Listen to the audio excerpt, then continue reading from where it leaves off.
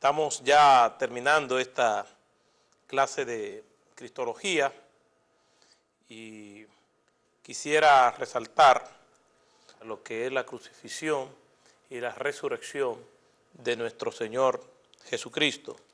El relato de la resurrección es también tomado y registrado básicamente por Mateo, por Marcos y por Lucas, y también por Juan.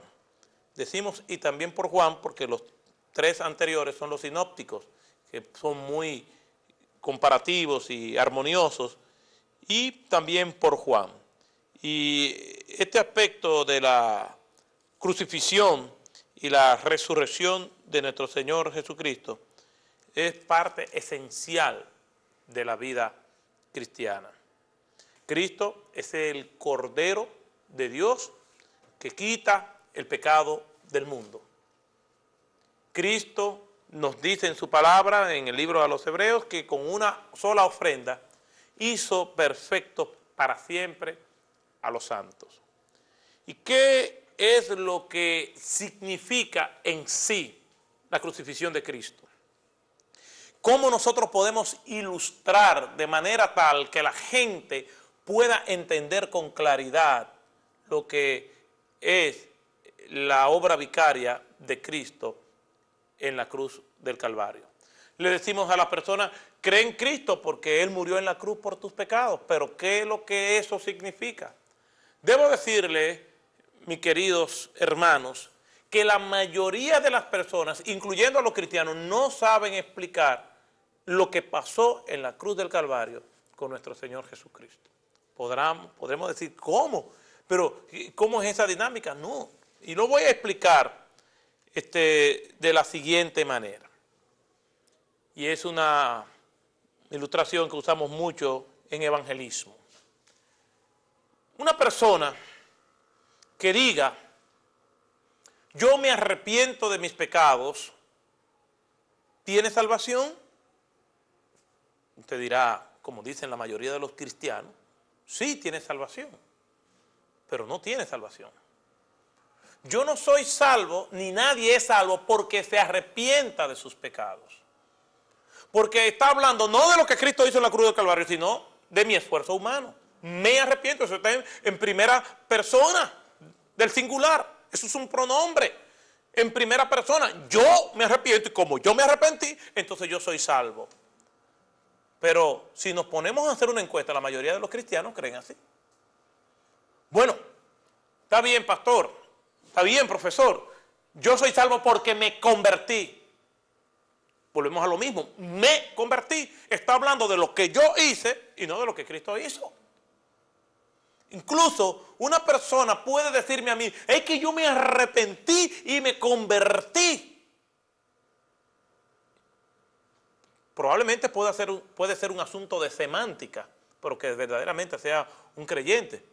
Pero este concepto no está en la Biblia, porque está hablando de mi esfuerzo por alcanzar algo que se me oferta.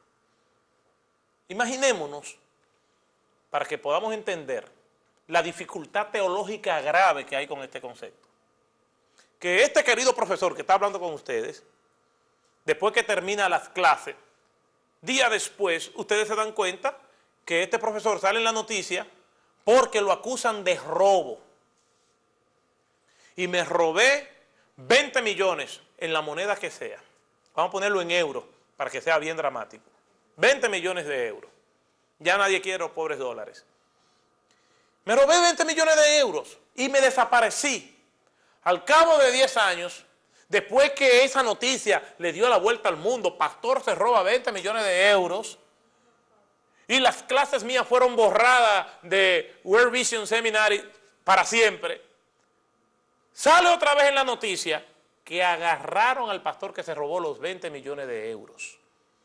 Y entonces, pues obviamente soy noticia. Y me llevan a una corte y me juzgan.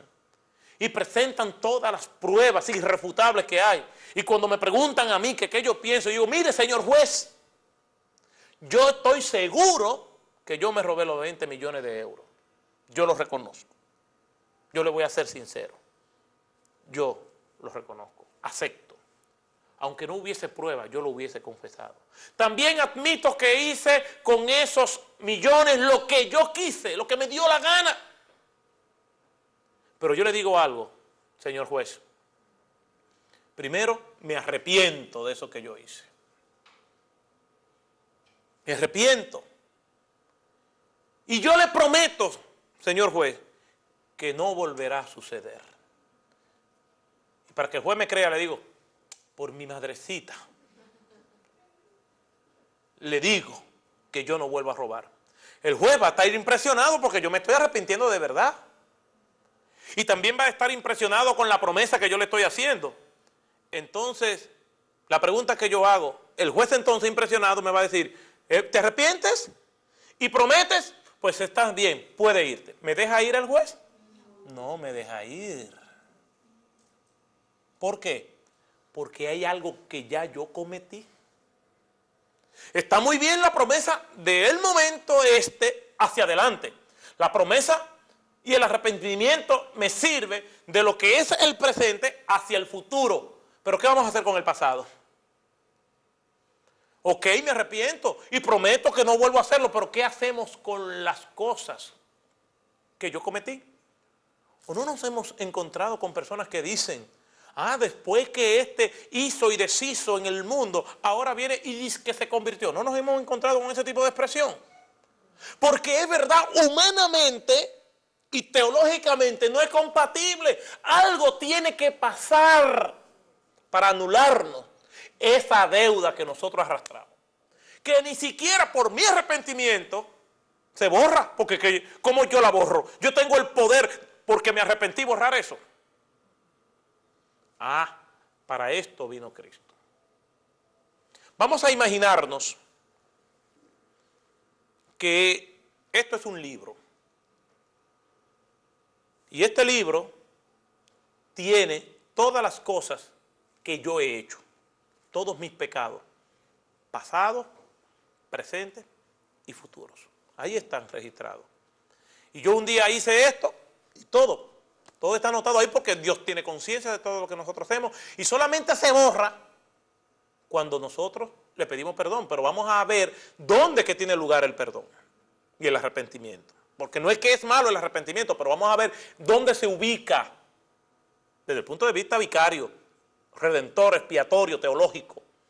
Entonces, yo vengo y reconozco en un momento determinado que estoy mal, que necesito de Dios. Y este es Dios. Y aquí estoy yo cargando con todas las cosas que yo he hecho en mi vida. Y digo, yo voy a comenzar a ir a la iglesia para acercarme más a Dios. Pero Dios está aquí y yo estoy acá. Y digo, no, yo me voy a arrepentir de mis pecados. ¿Dónde están los pecados? Están ahí porque ya se cometieron. Yo voy a decir, bueno, yo voy a comenzar a hacer muchas obras porque ya me arrepentí. Muy bien. ¿Qué me separa de Dios? El pecado, porque se cometieron. Yo voy a decir, me voy a bautizar y me voy a meter a un ministerio. ¿Pero qué me separa de Dios todavía? Los pecados. Eso es una paradoja, es una aparente contradicción. Pero yo no voy a tener vida eterna ni porque yo haga buenas obras, porque no es por obra, ni porque me lo merezca, porque soy pecador, ni porque me arrepienta. Parece ser como que no hay salida. Y es verdad, no hay salida. Entonces, sigo separado de Dios. Entonces, nuestro Dios tiene que enviar a Jesucristo, que es el mismo Dios hecho carne, a esta tierra. Y viene Jesucristo y toma los pecados que yo cometí y los pecados que todos nosotros hemos cometido antes de yo haber nacido. Por eso cuando Cristo muere en la cruz, muere por los pecados pasados, presentes y futuros, pues yo no había nacido. Pero me apuntaba a mí y apuntaba a los del Antiguo Testamento también. Entonces viene Cristo, toma mis pecados y la Biblia dice que la paga del pecado, ¿qué es? ¿Y qué le pasó a Cristo en la cruz? Murió. ¿Y cómo quedo yo? Libre de pecado. Entonces, eso es lo que Cristo viene a hacer en la cruz del Calvario. Es lo que se conoce la doctrina de la sustitución. No vamos a entrar en los detalles históricos de la crucifixión porque nosotros más o menos lo dominamos. Pero es bueno entender estos conceptos que son sumamente vitales. no solamente para nosotros almacenarnos, sino en nuestra obra y en nuestra tarea evangelizadora. Tenemos que explicárselo hacia la gente. La mayoría de los creyentes no domina este concepto, tan simple. Entonces yo quedo sin pecado. Ahora bien, ¿cómo eso se hace efectivo a mi vida? Por medio de la fe.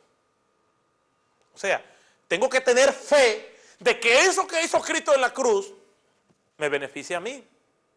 Por eso es que cruz y evangelización, cruz y llamado, prácticamente es indivisible.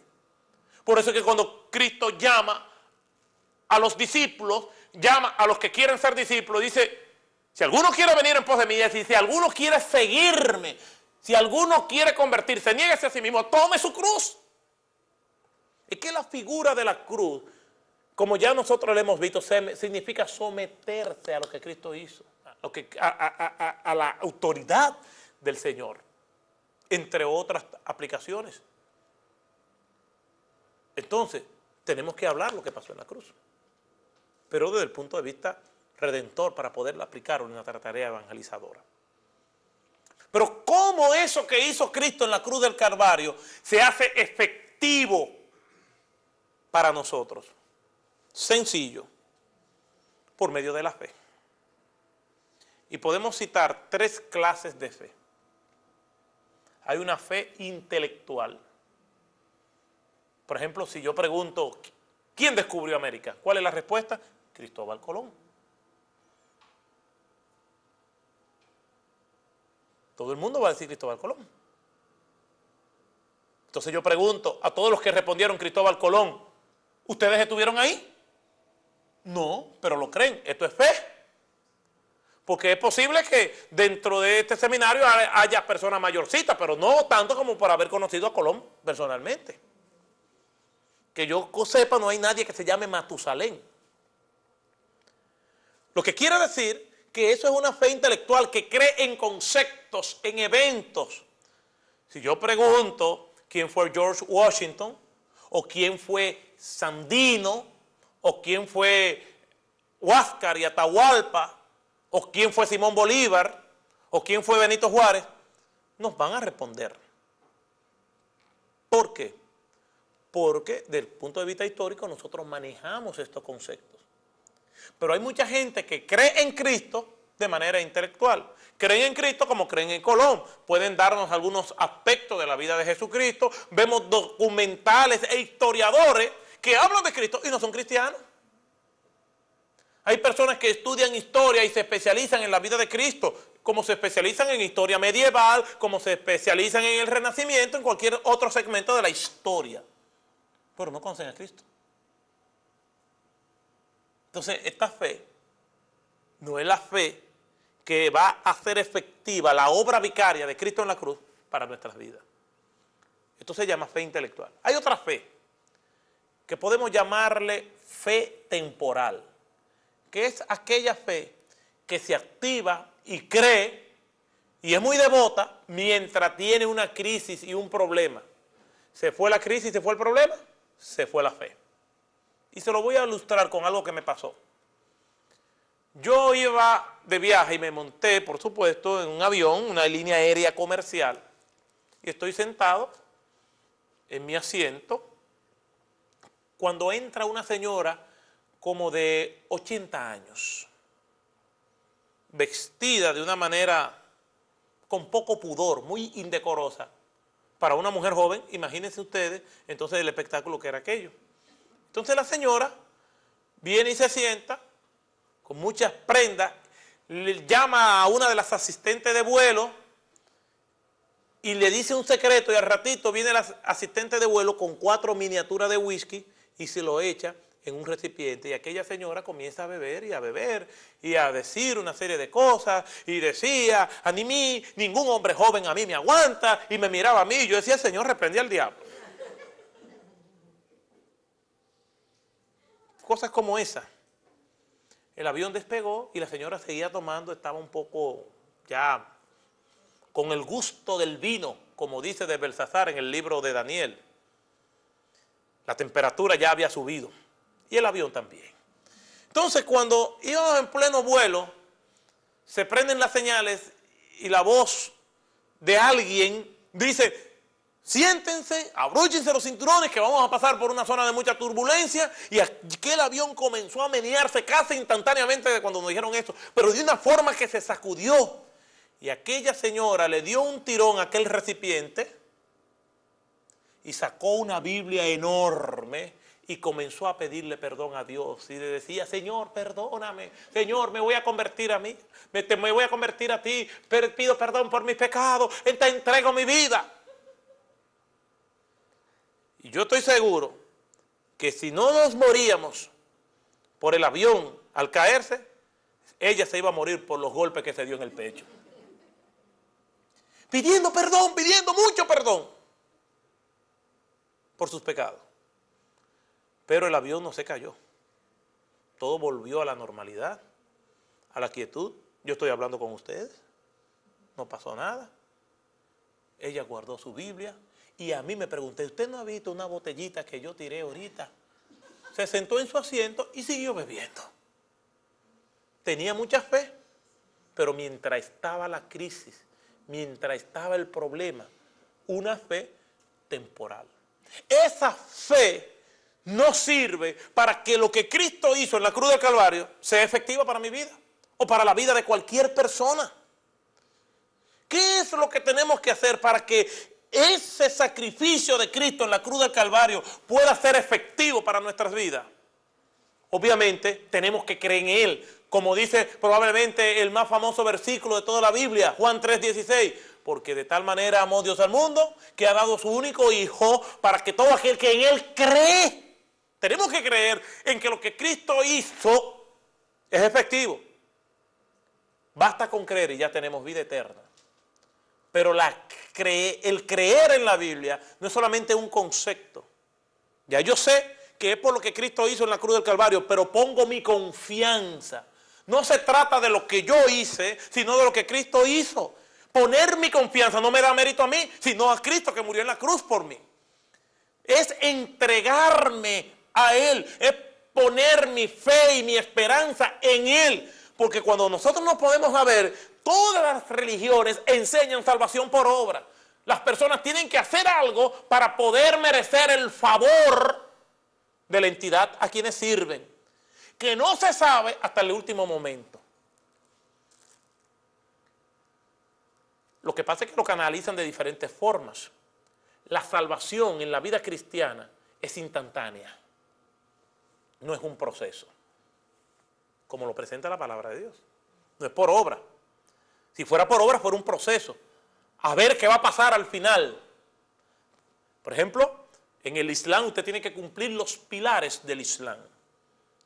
En el hinduismo usted tiene que entrar por una transmigración del alma hasta llegar a un nivel de perfección donde usted se va a unir a una entidad donde usted no va a sentir nada.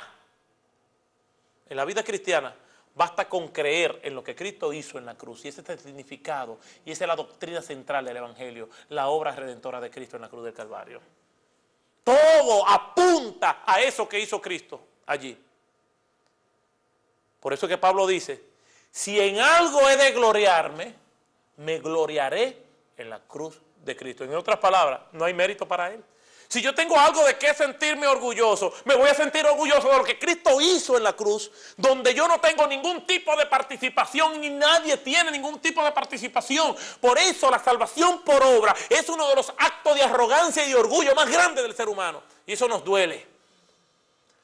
¿Por qué? Porque desde que somos pequeños nos enseñan que las cosas hay que ganárselas. Pero en términos de salvación no hay nada que ganar. Y toda la gloria y toda la honra y todo el crédito lo recibe Cristo. Y el ser humano no puso nada. Y eso le duele al ego humano. Por eso nos hemos inventado la salvación por obra. Porque nos duele entender que en algo tan grande nosotros no tenemos ningún tipo de participación. Aún la fe me la da Dios. Efesios 2, 8 y 9. Donde dice: y esto no es de vosotros, pues es don de Dios, no por obra, para que nadie se gloríe. Y eso le duele al ser humano. Pero Cristo en esto se reserva su gloria únicamente y exclusivamente para Él. Y esa es la esencia de la obra vicaria de Cristo en la cruz del Calvario. Pero nosotros vemos las imágenes de Cristo en la cruz, pero Cristo no se quedó en la cruz. Amén. Cristo no se quedó en la cruz. No se quedó ahí. Su obra no termina simplemente con la redención, sino también con la esperanza que produce la resurrección. Tanto es así que el apóstol Pablo, hablándole a los Corintios, en 1 Corintios capítulo 15, dice, si no hay resurrección, entonces van en nuestra fe, ¿dónde está la esperanza? Y este evento es el evento más trascendente de la historia, la resurrección de nuestro Señor Jesucristo. Y esta resurrección no es más que la victoria sobre la muerte. Y podemos encontrar algunos elementos importantes de la resurrección de Cristo. Y lo vamos a señalar. Primero, es importante para su persona, para Él como persona. Si Cristo no resucitó de los muertos, entonces fue un mentiroso. Quiere decir que la resurrección revalida y le da crédito y autoridad a lo que Cristo dijo. Porque Él pronosticó que iba a resucitar. Y las profecías también predijeron que Jesucristo iba a resucitar.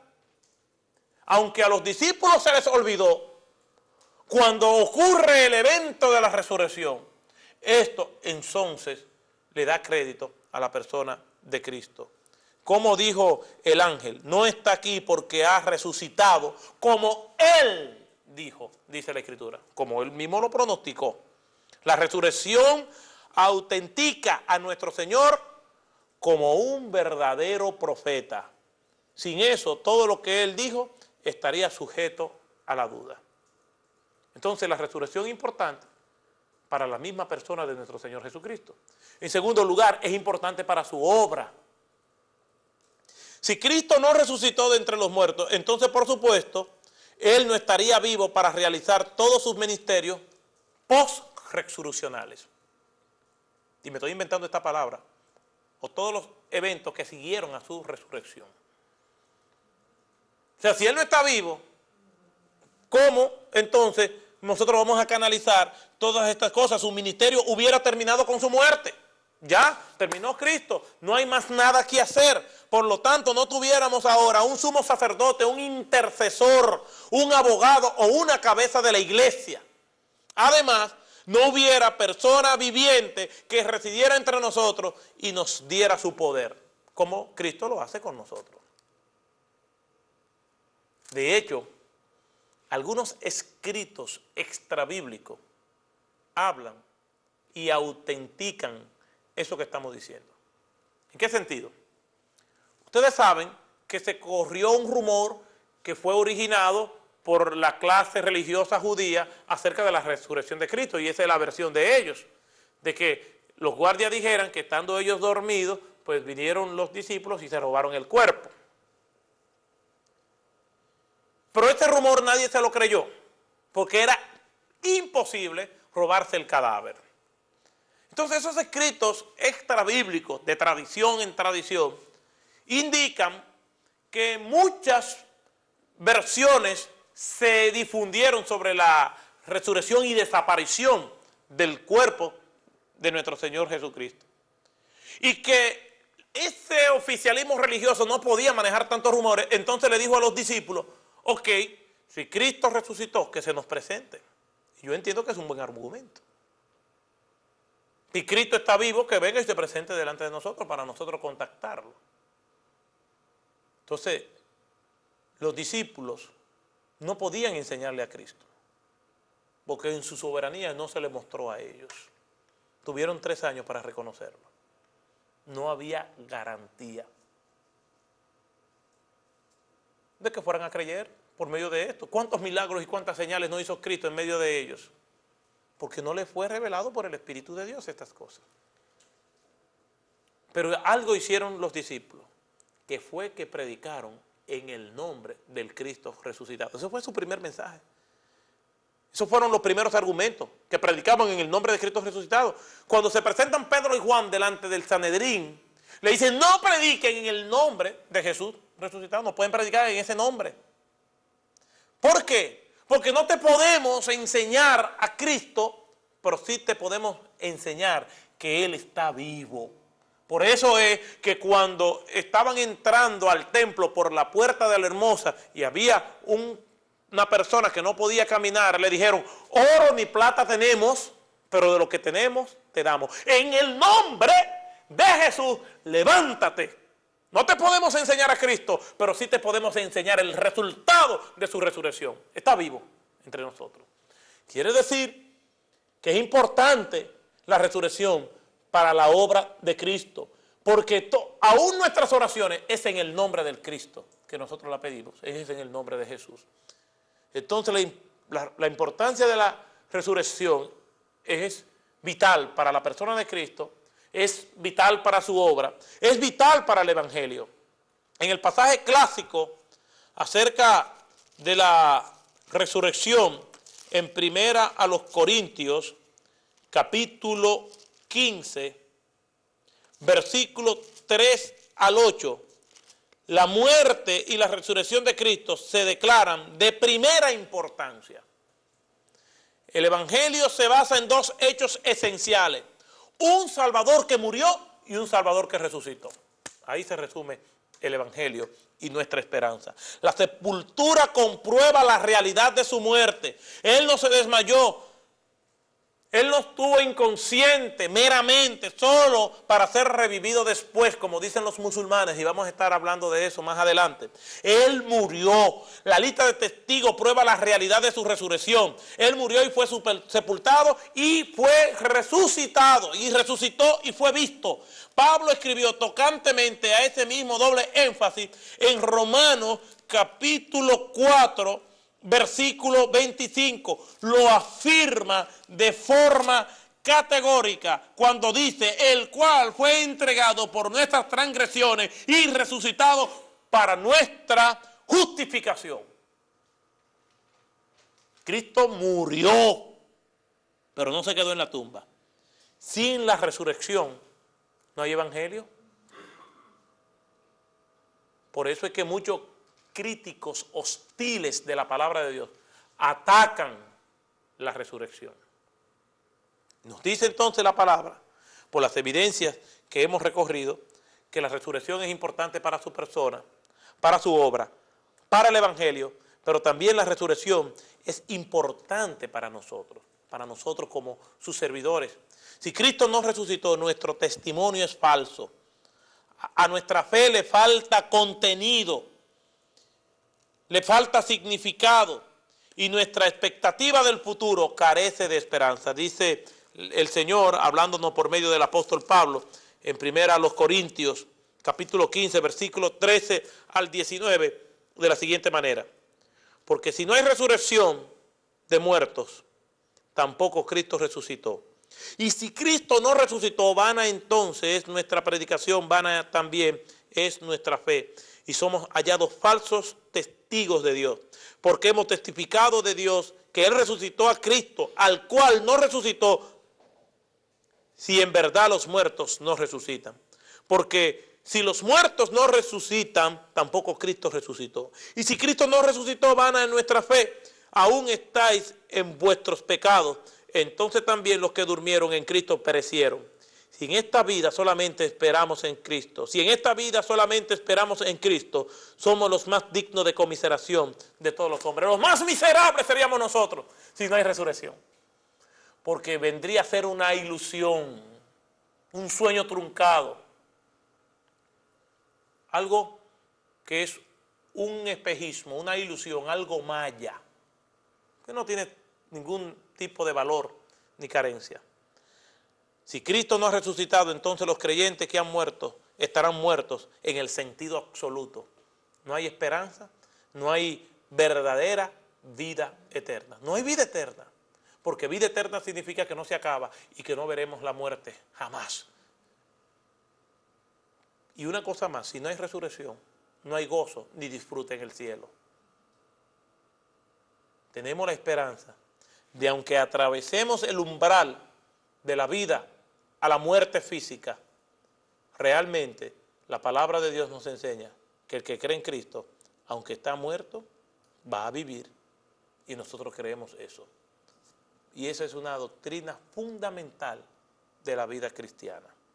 Ahora, ¿murió Cristo realmente en la cruz del Calvario? Claro que murió Cristo en la cruz del Calvario.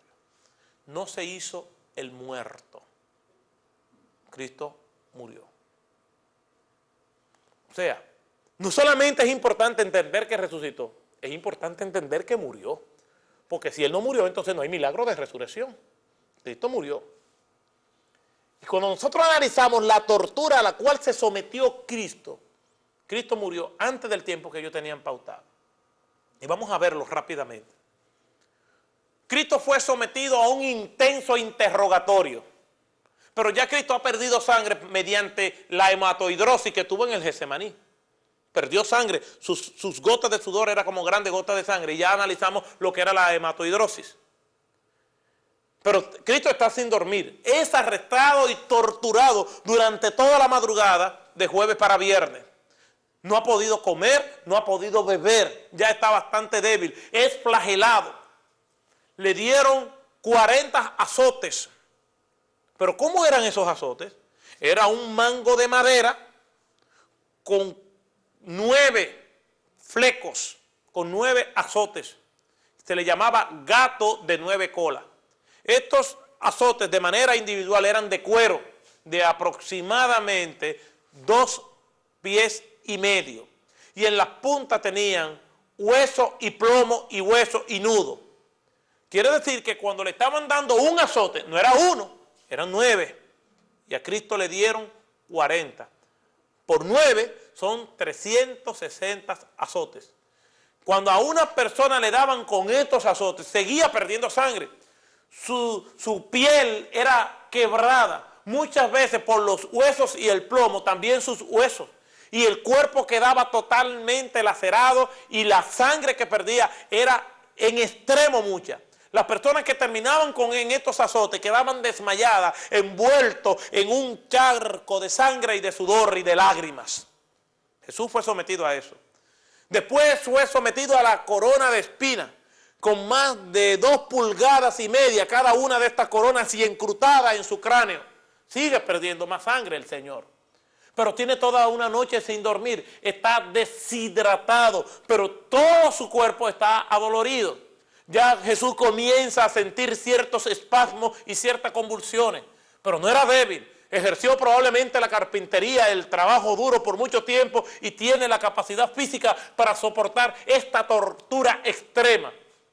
Entonces comienza el proceso de la intensidad emocional que afecta también nuestras reacciones físicas.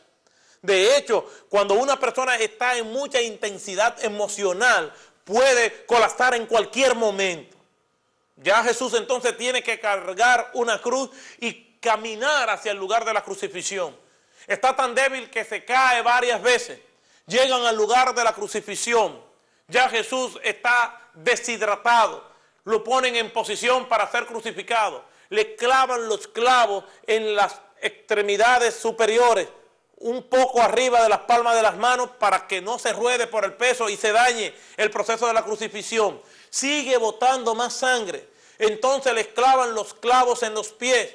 Es puesto en una posición no totalmente estirada, sino con cierta flexibilidad para que pueda colgar y pueda ser más doloroso el proceso. Pasa horas expuesta al sol incandescente de aquellas regiones con altas temperaturas. Jesús ya está deshidratado. Viene, le entierran una lanza en el costado. La poca agua que le queda al Señor es botada. Y Jesús muere antes del tiempo que ellos tienen pautado. ¿Por qué? Porque el propósito con la crucifixión era una muerte lenta y dolorosa que podía durar días, donde le dejaban a los animales de carroña, a las aves que estaban y que se alimentaban de personas muertas, a las aves rapaces, que vinieran y con los picos terminaran de matar a la persona que estaba allí expuesta. Para que estas personas no pudieran moverse y se quitaran las aves, entonces venían y le quebraban los huesos, para que quedaran entonces en una posición totalmente inmóvil. Cristo murió antes de que eso ocurriera por la intensidad de la tortura a que fue sometido previamente. Por lo tanto, para que se cumpliese las Escrituras, no hubo necesidad de quebrarle los huesos. Cuando una persona moría, no solamente Cristo, cualquiera, venía un oficial del Imperio Romano y certificaba que esta persona estaba muerta. Cuando José de Arimatea pide el cadáver de Cristo para ser sepultado en la sepultura que él ofreció, pues se certificó que Cristo estaba muerto. No solamente se certificó que Cristo estaba muerto, sino que fue embalsamado, como nosotros lo vemos por los hallazgos arqueológicos, y se embalsamaba con unas especies aromáticas que eran muy fuertes el olor, y aquel cuerpo quedaba totalmente cubierto por las especies y después envuelto por las mortajas que se ponían encima. Entonces venía y se colocaba encima de un taburete horizontal y ahí se quedaba. Entonces, por ser un muerto tan especial, vino y se puso una piedra de muchísimas toneladas que cubría la entrada de aquella tumba. Entonces se amarraron con cadenas y por ser un muerto muy especial, se le puso el sello romano con una guardia que era relevada cada cierto tiempo para evitar que se cansaran. Jesús, obviamente, estaba muerto. Lo certificaron los romanos, pero vamos a imaginarnos que Jesús no murió. Vamos a imaginarnos que se hizo el muerto. Porque los musulmanes dicen que Jesús no murió, para restarle mérito a la doctrina de la resurrección. Porque Mahoma sí murió, pero no resucitó. Y por eso es que nuestra fe no es vana, porque Jesús sí resucitó. Pero Jesús no resucitó. Vamos a imaginarnos que estaba allí y se sufrió un desmayo. Cuando vienen a examinar para ver si él está vivo, Jesús se la ingenia por burlar a los oficiales romanos. Toda la sangre que él perdió, toda la deshidratación que él tenía, toda la fiebre que comenzó a provocarle convulsiones, todo eso él lo disimuló. Cuando le enterraron la lanza en el costado, también la disimuló. Entonces, cuando certificaron, dijeron, está muerto. Burló hasta las autoridades romanas. Pero también pudo contener la respiración para no ser asfixiado por esas especies aromáticas. Y entonces contuvo la respiración para no asfixiarse. Y contuvo la respiración y aguantó la respiración por 3 días después de ser embalsamado. Y allí estuvo embalsamado por 3 días por una tumba sellada por una piedra donde no entraba aire. Y después de 3 días dijo, yo dije que iba a resucitar al 3er día. Y entonces se dejó caer. Y se fue rodando, y se fue rodando. Como estaba embalsamado, entonces tocó la piedra que pesaba toneladas. Los guardias romanos no se dieron cuenta. Cuando vieron a Cristo que estaba saliendo embalsamado, en vez de enfrentarlo como hombres de guerra que eran, salieron huyendo. Se necesita tener más fe para creer esa versión que simplemente rendirnos a la verdad de la palabra de Dios y decir, Cristo murió y resucitó porque Cristo es el autor de la vida. Y como él dijo, yo pongo mi vida voluntariamente y yo la vuelvo a tomar. Él tiene la llave de la vida y de la muerte. Y por eso dice la Biblia, tragada es la muerte en victoria, sorbida es la muerte en victoria. Y por eso esa doctrina de la resurrección, Jesús entonces nos anima y nos alienta. Sus apariciones después de la resurrección, la cantidad y variedad de personas en diversas circunstancias que vieron al Señor después de su resurrección, prestan evidencia abrumadora del hecho de que Él sí resucitó de entre los muertos. Por ejemplo, en el día del Pentecostés, Pedro presentó como prueba de su mensaje el hecho de que ellos fueron testigos del Cristo crucificado. Hechos capítulo 2, verso 42. El orden de las apariciones entre la resurrección y la ascensión de Cristo parece ser la siguiente. En primer lugar, se le apareció a María Magdalena y a las otras mujeres. Mateo capítulo 28, versículo 8 al 10. Marcos capítulo 16, versículos 9 al 10 y Juan capítulo 20, versículos 11 y 18. Después apareció a Pedro, probablemente en la tarde de ese día. Lucas capítulo 24, versículo 34 y 1 Corintios capítulo 15. Después a los discípulos en el camino a Emaús al anochecer. Marcos 16, 12 y Lucas 24, 13 al 32. Después a todos los discípulos, excepto a Tomás en el aposento alto, Lucas capítulo 24, versículo 36 al 46, al 43, y Juan 19, del 19 al 35. A todos los discípulos, incluyendo Tomás, el próximo domingo por la noche, Marcos capítulo 16, versículo 14, y Juan 20, del 26 al 29. A 7 discípulos junto al mar de Galilea, Juan 21, del 1 al 24, a los apóstoles y a más de 500 hermanos y a Jacobo, el medio hermano del Señor. 1 Corintios capítulo 15, versículos 6 al 7, a los que presenciaron la ascensión. Mateo capítulo 28, del 18 al 20, Marcos 16, 19, Lucas 24, 44 al 53, Hechos 13, del 3 al 12. Ese es el orden, por la evidencia que encontramos en los distintos pasajes que habla de la resurrección, de las apariciones de nuestro Señor Jesucristo. Ahora, vamos a ver los efectos que demandan la resurrección. Algunos hechos asombrosos tienen que ser explicados. Es inconcebible pensar que pudieran tener una explicación satisfactoria aparte de ser causado por la resurrección de Cristo. Por ejemplo, ¿qué causó que la tumba estuviera vacía? ¿Qué fue lo que la causó? Los discípulos vieron que estaba vacía. Los guardias les reportaron a los principales sacerdotes que estaba vacía y fueron sobornados para que se mantuvieran en silencio. Si fuese verdad la historia que se les ordenó contar, entonces, por supuesto, estos guardias hubieran muerto. Pero en ninguna parte se nos dice que ellos murieron. ¿Qué originó los eventos del día del Pentecostés? Es otra de las preguntas que nosotros hacemos.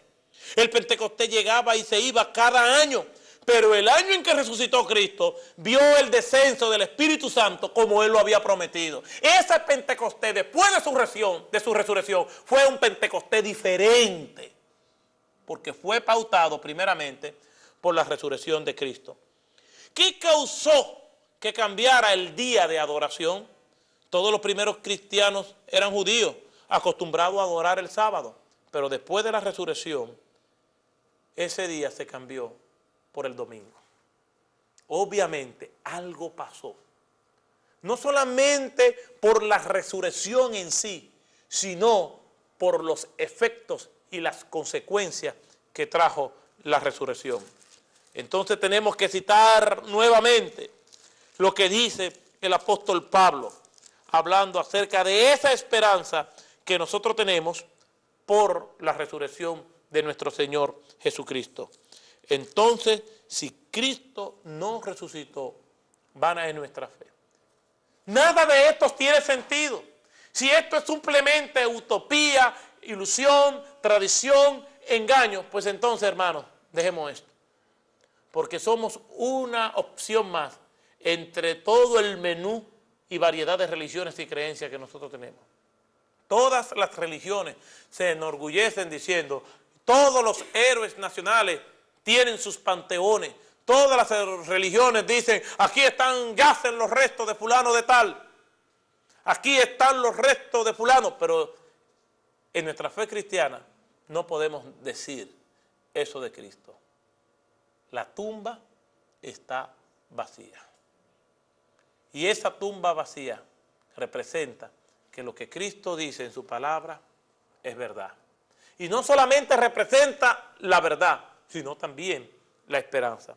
Y por eso cito lo que dice el apóstol Pablo, hablando en este pensamiento teológico explayado y completo acerca de la resurrección. Y dice el versículo 20 de 1 Corintios, capítulo 15, verso 20, mas ahora Cristo ha resucitado de los muertos, primicias de los que durmieron es hecho, Porque cuando la muerte entró por un hombre, también por un hombre, la resurrección de los muertos. Y esa es la esperanza que tenemos en Cristo. Por Adán y Eva entró la muerte, pero por Cristo entró la resurrección. Por un hombre entró la muerte y por otro hombre entró la esperanza y se confirma la verdad. La doctrina de la resurrección es esencial para la vida cristiana, porque sin resurrección no hay vida cristiana, no hay fe, no hay esperanza, no hay verdad. Pero sabemos que es verdad por los testimonios que tenemos y por las consecuencias que trajo la resurrección. Ya estamos terminando esta clase de Cristología y nos queda ver la doctrina de la ascensión y lo que ello significa. Así que disfrutemos el tiempo que nos queda y démosle gracias al Señor por tener esta revelación que nos indica y nos confirma que estamos en el camino de la verdad. Que el Señor nos bendiga. Amén.